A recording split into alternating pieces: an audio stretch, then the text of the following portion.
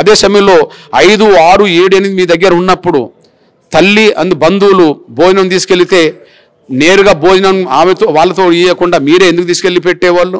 చూయించమన్నా కూడా ఎందుకు చూపించలేకుండా పోయారు? అంటే మీ దగ్గర వాస్తవం కదా. మీరు 8వ తారీఖున అరెస్ట్ చేస్తే మరి 5వ తారీఖు నాడు భోజనాలు ఎందుకు తీసుకుపోయినరు ఆయన దగ్గరికి? మీరే తీసుకెళ్ళారు కదా, వీళ్ళు తీసుకొస్తే. అదే సమయం మీరు చిత్రహింసలు పెట్టలేదు అంటున్నారు.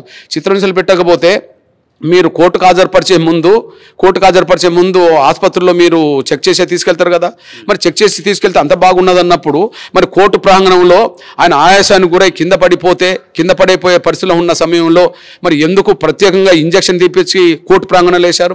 ఎక్కడన్నా కోర్టుకు హాజరుపరిచే ముందు కోర్టు ప్రాంగణంలో ఎవరైనా ఇంజక్షన్ వేసిన చరిత్ర ఎక్కడన్నా కనిపిస్తుందా? పోలీసులు ఇంజక్షన్ తీపించి వేయించారు కదా.